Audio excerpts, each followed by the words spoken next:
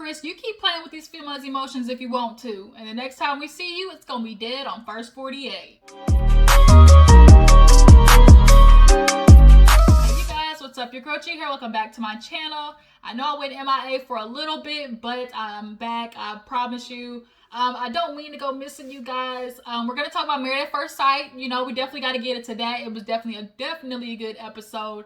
Chris is toxic AF. Okay, but before we get into Married at First Sight, just want to let you guys know, when I kind of go MIA like that, you know, I mentioned in my videos in the past, it's just because like my mental health, you know, just kind of takes a little downswing a little bit. You know, I kind of get these little slumps. My depression starts creeping in, and it's rough, y'all. I'm not gonna lie, it's a little bit of rough.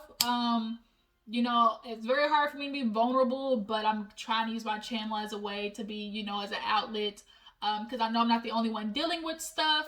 You know, the personal battles I go through are, you know, very peculiar, you know, very limited. You know, eventually I want to be open with you guys, you know, what I go through in my personal life, and, you know, millions of other people go through. And I want to eventually, you know, express that to you guys. But I'm not quite there yet. But I promise you guys, I think, you know, once we hit, a certain landmark, maybe here next week, I will, you know, finally be strong enough to come and talk to you guys about it. But until then, let's try to get the mood back up, get my head back in the game, and we're going to talk about Married at First Sight, okay? Married at First Sight gave us another good one, so we just need to go ahead and dissect it. If you're new to my channel, make sure you hit that subscribe button, and then if you haven't already, hit that like button, okay? Hit the like button, like. Let me know you guys, you know, stop by, show a little bit of love. So, Married at First Sight opens up. Let's just get the little yangs out the way. Virginia and Eric, you guys. Virginia might be alcoholic, low-key. Like, I don't throw that word around lightly, but why does it seem like she never can go a day without, like, alcohol? Or it just seems like she doesn't know how to have fun without it. Everything for her is like, the minute they get somewhere, where's the shots at? Where's the liquor at? Like, where's the alcohol? Eric can't keep up with you like that, firstly. And secondly, he can't get drunk with you on a Wednesday and he's got to fly a plane on Thursday. You clearly want him to get sued. Like, that is not, no ma'am, we can't do that, okay? So, they go see each other's apartments. Eric's apartment is like real minimal. Virginia's apartment got pictures everywhere, real homey, cozy type stuff. And they sit down and basically start talking about, you know, the future. And for Virginia, she just keeps trying to make sure, you know, I just want to make sure, you know, I have my me time, you know, I don't want to, you know, feel smothered, you know, or controlled. You know, I just need to make sure, like, I just have, you know, that time to myself. Eric's like, yeah, no problem. Like, definitely, I don't mind giving you like a day or whatever, but like, we're married, so clearly we're going to have to talk. And I'm just confused why she keeps saying me time, like she's not already getting it with his ass already being gone 3 days out of the week. Like, he's already gone 3 days out of the week, so what more me time do you need? And what I'm going to be concerned about is she going to have FOMO every week? Like, every time her friends go out, she feels like she has to go every time too. Virginia, you're not really missing anything because it's the same thing, different bar. Like, y'all are not doing anything that can't be done, like, over and over again. And if your husband comes in on a Thursday and your friends are going out on a Thursday and you haven't seen him in 3 days, are you still going to choose to go out with your friends, or are you going to compromise and stay home with him? That's the thing. I really don't think she's ready to compromise going out with her friends, because she views that as him trying to control her. But he's not. Like, genuinely, like, if I come home after 3 days and you still choose to go out with your friends and party, where's the compromise in that? You know? So they end up talking to Pastor Cal about that. You know, they, of course, go through, you know, how it was meeting, the honeymoon. They clearly got in on the honeymoon. And now they're back and it's time to hit the real world. And so Pastor Cal asks Eric how he feels about her age, and he's like, it's not the number that really kills me, it's like her maturity. It just kind of seems like she's so focused on, you know, the friends and going out, and it's not like I want to control her, but, you know, I don't think she really knows what it goes into a marriage. she's like, I keep thinking like he keeps bringing up this guy thing, like you can't be friends with guys unless they're your gay best friends. And she's like, I have guy best friends. They're like my brothers, they are like my gay best friends. And Pastor Cal's like, but they're not. And she's like, Eric is like, I just expect her like to text me when she makes it somewhere. And she's like, I don't understand why you got to do that. See, yeah, you definitely not ready to be married. Like, that's just common courtesy. It's not a form of control. It's not like anything like that. When you make it somewhere, you're just like, hey babe, like, like I pulled up, or hey, we about to go in and eat. I'll call you when I get done. Just those little bitty check-ins is all that's necessary. And the fact that bothers you, like, you don't, like, Eric was right. I think she wanted a boyfriend. She didn't want no husband. She wanted somebody to go party with her, come home, have drunk, sloppy sex, and do it all over again. That's what Virginia wanted. She wanted a boy toy. Period. So Pastor Cal looked at her like, girl, I've been married. I'm sorry. Falling asleep drunk at somebody else's house, especially a male's house, not acceptable. It's not. It is not. And Virginia, I think, is going to have a hard time giving that up because that's been her habit clearly for like the past 5-6 years. Like, are you going to be okay compromising? I doubt it. I really honestly do. So moving on, let's go ahead and knock out Jacob and Haley. Y'all, Haley pissed me off this episode. She honestly really did. Cause you sitting there trying to play like you didn't lie to that man, and you ain't gonna hurt Jacob's feelings like that. Cause Jacob's starting to grow on me, y'all. He really is. Haley, back in the honeymoon in Las Vegas, had a moment where she told Jacob, "Oh, all the girls are getting together," and he's like, "Cool, go hang out." He goes downstairs and gets some food, and guess who's all down there? All the couples, and they take off running, and it's just Haley.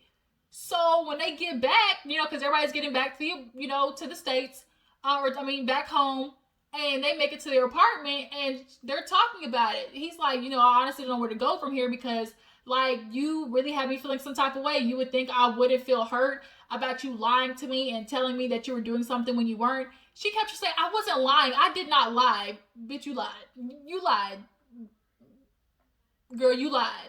Oh, because had the roles been reversed, your feelings would be hurt too. Because at the end of the day, there was a couples going out and you didn't invite him in on that, so you secluded him. That's hurtful. So she keeps trying to make it, oh, I've never been insulted like that a day in my life. Been called a whole bunch of things. Now I'm a liar. Now I got a boyfriend. Now I got this and that. And he later reveals from after talking with Pastor Cal that, there's obviously some insecurities there because of his past. So he called her something, but later after they slept in separate rooms, like he apologized to her and they're kind of okay when they go in to see Pastor Cal. So he's asking how things are and he's like, they could be better. And, Jacob, he asked Jacob like, how? And he's like, I'm not going to lie. It just kind of seems like she's not letting me in. I'm trying to figure out how to navigate this. I'm trying to figure out, like, do we show affection? Like I want to. But, like, we had a moment where we were cool, but then, like, I feel her drawing back. And when I'm asking, hey, what can I do? She's not telling me. All Haley keeps being like is, oh, I just need a second. Like, I just need some time or something ain't right. And if I ask what ain't right and you like, I don't know what it is, but I know it ain't right. Bitch, you lying. You know what it is. She think he corny. Basically, that's all it is. Like, that's all it is. Like, the 80s neon, she goes to the apartment, it is throwing her off to have a neon light in there. So Pastor Cal's like, okay, Haley, like, what is going on? Like, he's trying to lean into it. Like, Jacob's like, okay, if you're not affectionate, because that's what Haley said. She's like, touching and everything, like, that's my last love language. Like, I'm just not vulnerable. And so he's like, really? He's like, because Jacob's like, I told her that, Pastor Cal, like, let's just start with a hug a day. That's simple. Like, Haley, for you to sit there and say, like, you can't hug that man once a day just to, like, get your, like, hug him, maybe sit on the couch and hold hands, those little things. Like, come on, bruh. Come on, Haley. Like, don't try to sell us that dream. So she's like, yeah, Pastor Cal, like, I just drew back after he told me, he insinuated that I was a liar. No, bitch, that was after you've already said that you weren't into him. Like, you were already drawing back and he was feeling that and he was trying to ask why, but you wasn't telling him. So Pastor Cal was like, okay, like, what happened? She's like, things were good. And then, we finally, I felt like a little spark, but then I felt like we were getting too close and, I just kind of withdrew.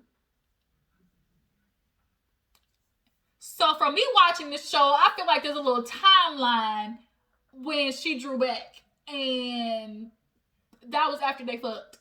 Period. I'm starting to think that maybe Jacob didn't deliver the D that Haley was hoping for. Cause you can think a nigga corny, but if he dropped the D real good, like it might just change your mind. Like it might switch things around for you, buddy.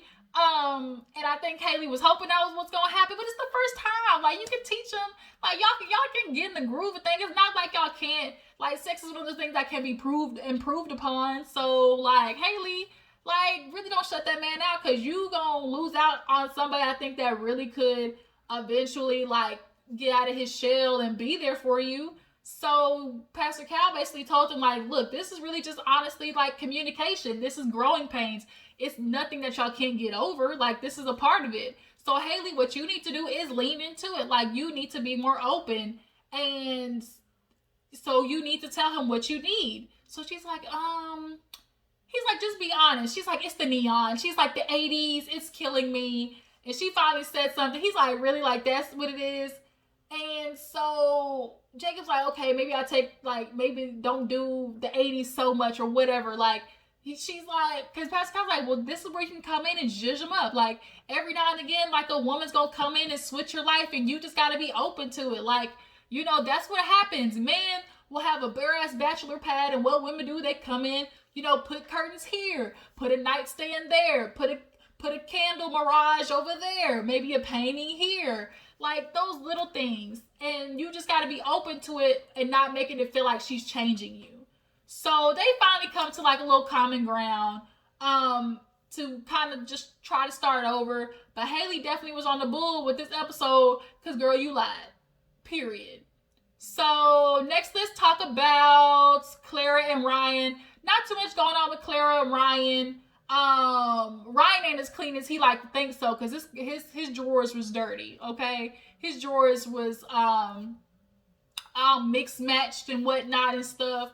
So Clara's like, y'all, Clara's drawers, like her drawers were literally like her shirts and everything folded up nice, like it was clean. So they sit with Pastor Cal, and you know he's asking obviously how they're doing, and it's, you know, we're good. You know, I can't think of anything, can't complain. They haven't really crossed that big battle yet, and that big battle clearly is gonna be religion and how they're raising their kids, but they're not talking about it. So as of right now, that's not really a big battle. But the big concern is Clara's gonna fall in love with him, and Ryan won't fall in love back. Clara is a serial fallen lover. She's a serial fairy tale, you know, Cinderella girl. And Pastor Cal appreciated that about her. Somebody who can be open and vulnerable and leap before they look. And Ryan definitely is not that. He's very, like, concise. He's super concise. And I think Clara could help loosen him up. Now, Pastor Cal asked if they got busy, and he was like, you know, we do stuff, like, we're good, like, you know, stuff is happening. So basically, it's some lickety-splickety, you know, clickety, touching, rubbing, buffing, whatever you want to call it, touching and loving and hugging and all types of stuff, and handing, spitting and slobbering, a whole bunch of stuff that's happening.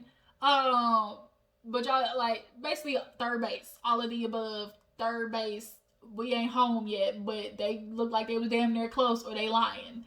And I think Ryan is just like so protective of like just looking bad because of his mom being a pastor. But it's like, you're married, bro. That's your wife. Like, you gotta have sex with your wife. So, nonetheless, she's scared of that. And Ryan admitted to Pastor Cal that he looked at her one day and was like, oh, you know, like, we could for real do this. And that right there is a sign that you like her, like you like her. And Pastor Cal's not worried about Clara. She's worried about Ryan being stuck on the word of love. And a lot of people do that. They're stuck on the word without realizing, like, you're already doing the things that is considered love, because love is not just a word, it's an action. And so when Pastor Cal explained how love is you doing something for somebody else, without thought of yourself, or, something like that, and you consider them, that's what love is. So when Ryan was thinking about it, so he's like, when Pastor Cal asked him, like, do you think of her? Do you always want to please her? Do you, think of doing those things that, satisfy her? And he's like, yeah, yeah. He was like, so whatever you want to call it, just know that capability is there. So he's trying to make sure you don't get stuck on the word of love and not be scared to say it when you're already exhibiting, what it is. So hopefully Ryan does not get stuck on that. So let's move on to Brianna and Vincent, y'all. Brianna and Vincent, we are hoping, y'all. We are just hoping that they can get it together. But Vincent, his little sensitive, mushy ass, he got hurt this episode. So they make it home. They go through each other's house. Vincent's house, decent. Brianna's house had a lot of shoes. And they're just sitting there talking about everything and how, they expect to meld their life together. But things got a little intense when, after Pastor Cal, they go to Pastor Cal, and of course, they're the one couple that's like, oh, I can see it's lasting forever. I really feel like this is a great match. Like, she completes me. Pastor Cal's super happy, but he's like, wait a minute, like, it ain't always gonna be like this, so y'all need to be truthful and honest. What hurdles could you see possibly coming up? And it got quiet. And as a viewer, we already know what the problem's gonna be. So does Vincent. And he finally just kind of like eases into it. It's like, I'm not gonna lie, like, maybe Brianna's, nature could be a problem, later on down the line. He's like, what do you mean? He's like, her family says that she's bossy. And the way she talks to me sometimes, I'm not gonna lie, like, it's off-putting. And so she's like, I don't want to be rude to my husband, Pastor Cal. I want him to know that I respect him, because for him, he's like, oh, a big thing for me, it's respect. It's respect. He kept saying that this episode, respect. And it's like, I don't know what he means by, like, respect. Like, I just don't know what he means. So, so Brianna's like, I don't want to, like, be rude to him. I want him to know that I respect him. I don't want to ever come off like I'm bossing him or anything like that. And for Vincent, his huge thing is, he's like, Pastor Cal, I'm such a chill guy. I usually don't have no problem. But, I just don't want to blow up on Brianna and say, things that are wrong. He's like, unfortunately, Pastor Cal was like, unfortunately, like, it's going to happen. That's life. You're not going to be able to communicate perfectly all the time. You're not going to say the right things all the time. You're going to blow up on her one day. It's for her to realize your heart and for y'all to know each other and to believe that, the person is still who they are outside of being angry with each other and saying, things that are wrong. And he's like, I just don't want to blow up on her. And I think he knows he got a bad temper deep down under that big beard of his, Champagne Vinny. And it kind of almost led there, because after the talking to Pastor Cal, they make it to the apartment. It's so nice. And they decide to pop a little champs, and it spills on the floor. And Brianna starts making, like, little, like, sarcastic, smart ass remarks, like, oh my God, like, guess I gotta be the one to clean it up, and oh, that's so Vinny of you. She's like, that's my husband, just Vinny. And they're cheersing, and he got the glass up. He's kind of looking at her like, and it's like the vibe changed. The energy definitely shifted, and Brianna felt it. So when they get to the room and she's like folding clothes, and she's like, I'm noticing that something's wrong with Vincent. And she's like trying to make conversation, like, oh, you ready to come home to me every day? Oh, you ready, like, to have my, shared closets? And he's just kind of like, yeah, yeah. And she's like, are you okay? He's like, yeah, I'm just tired. So they walk in the bathroom, and one of them shuts the door, and she's like, what is going on? Like, what happened? He's like, I just don't like the way you talking to me, like you belittling me. She's like, what? And she genuinely, like, you could tell Brianna genuinely was confused. So they sit down, and he's like, I just want to let you know, like, the way you talking to me, belittling me, like, I'm not gonna go for that. And she's like, I need you to clarify this to me. And Brianna in her confessional admits, like, okay, I make, like, little smart ass remarks, like, I'm sarcastic, but I'm not being rude. And she's used to doing that with family. Like, most people, like, you make, like, little sarcastic, smart ass remarks, you poke at your spouse, like, you do those little bitty things. Like if you and your spouse is like love language, like saying like little things about him or whatever, and he's too sensitive for that. Okay, like you cannot play with this fool. He is too sensitive, Brianna. I'm sorry for you. I couldn't be with no dude like that who I couldn't like play with, be sarcastic with. But nonetheless, he's telling her, oh, I'm just letting you know, like, I don't like the way you talk to me. And she's like, can you give me an example? And this is where he pissed me off. I don't need to give you an example. Just know that I felt some type of way. Like, I'm feeling some type of way right now. You can't do that. You can't tell me you got a problem and then be like, oh, I can't tell you what the problem is. Nigga, what? What? How are you supposed to fix something like that then? So she's like, I'm genuinely confused. Like, I don't know, like, what I said. Like, was I joking? Like, I think what the problem is Vinny's subconscious is really, like, taking over. Because from the very get-go, it was already implanted by her parents and her friends. Brianna's bossy. Brianna likes to be in control. Like, those things. So now, anytime she does something, it's going to be like, whoop, like, to the front of the brain. Like, he automatically is going to think, oh, she's trying to boss me around. Oh, she's trying to be, like, in charge. It's automatically going to, like, he's automatically going to think that, even when she's genuinely not. So, and because he already has this big shtick about, respect and everything, he's going to take it 2 times as much. Which is how this situation is what it is now. But it's like, you're so focused on making sure you got this respect and, you're head charge. I also do think, like, his ex-girlfriend surely did a number on him. She probably was talking whack to him, belittling him, because he remembered, like, he said specifically he wanted a girl to, be there for him, support him. He's a new business owner. So it's like, I'm sure old girl definitely was probably, like, making him feel some type of way, which is why he's extra sensitive, to Brianna doing it, because for him it's about, respect and, and not being talked to like that. So she's just kind of like, I don't want to talk about this anymore. So he's like, fine, I can leave. I'm going to go home. To Brianna's like, nigga, you are home. Like, bitch, we live here. We live at this house here. That's not what we doing. And the fact that you're running that fast, like, are you ready to be married, Vincent? So last but not least, let's get into the meat and potatoes, okay? So we know Paige and Chris, they are doomed from the beginning. Doomed, I tell you.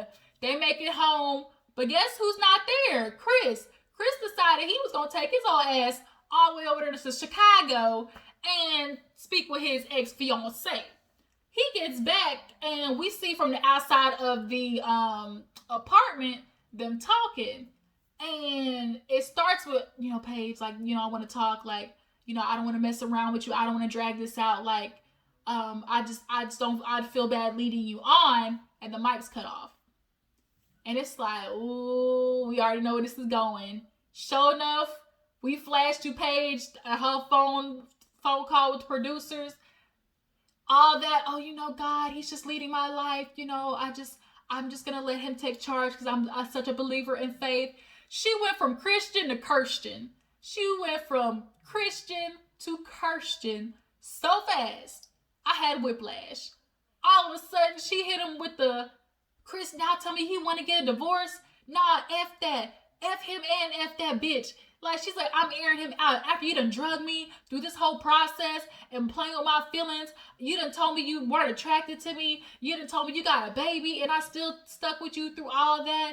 F that. You want to play with me? Now it's going to be for real. Fuck him and that bitch. I'm airing it all out next time I see him. Click. And it's like, oh, shit. Like, okay. Paige, that's what we want to see, bitch. That's what we want to see. We want you to, look, we need you to get a little bit of oomph in your chest, just like a little bit of like, where is that grind? Where is that grit at, girl? Because what you was doing during the honeymoon, bitch, that wasn't it. Okay, so she does sit down with Pastor Cal, and she sits with him and starts letting him know what's going on. So she's like, Pastor Cal, I'm not gonna lie, like, from the beginning, things started okay, but I could definitely tell, like, there was a disconnect. She's like, I just remember on the wedding night there being, like, a disconnect. Girl, listen to your intuition. That woman's intuition is something serious is there for a reason. And she was right. Her intuition was right, because they get back to the hotel and he was like, well, so how was that? And she was like, it was okay. And she's like, well, have y'all had sex yet? She's like, we did. We had sex the night of, and in the morning, after. She's like, but after we had sex, Chris told me he wasn't attracted to me. Pastor Cal was like, nah. He really didn't do that. Like, nah, come on. Like, you really didn't do that. She's like, yeah, he did. And so she's like, he told me that he wanted to have, he was trying to see if, us being intimate with each other would help build the connection. Pastor Cal was not here for that. He said, he was like, bitch, that's a lie. That ain't true. He playing like, Pastor Cal knows it. Pastor Cal knows it was BS. He's like, that's BS. He's like, I'm really like, he's like, that's BS. So he's like, so did you want to have sex with him? She's like, yeah. Like, she's like, I mean, as a wife, I feel like it's my duty to please my husband. I felt obligated to. I do think she really is on this, as a wife, I'm going to be there for my husband. I'm going to do, what God says I'm supposed to. Like, a woman's supposed to be there to satisfy her man's needs. And I do feel like part of her, that was it. But the majority part of her was feeling like, okay, if I have sex with him, maybe I won't have this bad feeling. Maybe he'll want me. Maybe I won't have this gut feeling of him, like this disconnect. She did it because she could feel something was off, but in her mind, like, oh, what happens to a lot of girls, if I have sex with him, maybe this will change his mind. But unfortunately, it almost makes it worse, because he'll hook up with you and still think less of you, but still sleep with you because all he wants is the puss. And that's literally what happened with Chris. He just kept hooking up with her, and it was foul. So she hits Pastor Cal with the, but wait, there's more. And she's like, then I found out his girlfriend's 6 weeks pregnant. And he like, shit, get out of here. Really? She's like, yeah. So she's like, 6 weeks. So he's like, oh, wait, no, that means we were in this process. And she's like, exactly. So he's like, nah, like, come on now. So she's 6 weeks pregnant. Like, he playing games. And she's like, yes. So she's like, I don't know what to do. Like, I've been sitting here giving my all into this. And now here I am getting the short stick. Him telling me that he wants a divorce. So guess who comes walking down the hallway in his good old schmedium outfit? Boy, Chris, you really ain't all that. You and that shirt that you got from Rue 21 with your little titties poking out at the top part. And these little schmedium skinny jeans that you had. You ain't all that, Chris. But he walk in and Pastor Cal's looking like, nigga, the stuff I just heard about you, if I was your damn daddy, like, Pastor Cal was looking like, bruh. So he comes in like, hi, and he sits down, and Pastor Cal's like, what's going on? And he's like, Pastor Cal, like, I really went into this process, wanting a wife, but, after a couple of days, I found out that my ex-fiance was 6 weeks pregnant. And, I flew to Chicago and we're going to get back together. And he was like, okay, but what about this process? Like, why did you start on this journey if you knew, you were hooking up with this girl? He's like, here, did you have a good woman in front of you? Like, Paige is going to be a good wife someday. Like, she is a ride or die. Like, oh, no, he asked Paige if they were having sex before Chris came. I forgot about this part. He asked her if they were having sex even after finding out that he had a baby. That bitch said yes. Paige said that they were still fucking after finding out that he had a baby. So now Pastor Cal, like, he tells you he's not attracted to you. He tells you he has a baby on the way and you're still having sex with him. Not only are you having sex with him, but he raw dogging that bitch, y'all. He is raw dogging her from the bike. And she is doing it. She is insecure AF. Like, girl, really? How are you letting yourself do that? She couldn't even answer. She couldn't even use words when Pastor Cal asked. She was just kind of like, you could tell she was ashamed. I could tell she was embarrassed. But yeah, back to Chris. Pastor Cal's like, you went through this process, and Paige, you played with her emotions. You don't feel like you did that? He was like, I don't feel like I was playing with her emotions. Like, I was honest with her the whole time. And Paige kind of looked at him like, for real? Pastor Kyle was like, no, you did, because first you tell her you're not attracted to her, you sleep with her, you let her know you got a baby, she takes you back, you say, okay, I want to be with you, let's make this work, then you leave, and then she finds out you're in love with your ex-fiance, but then you tell her, but wait, I still want to work this out with you, you're still going to be my number one, I want to finish this process, then you leave, go see your ex-fiance, and then come back and say, bitch, I want a divorce. You was playing with her emotions, Chris.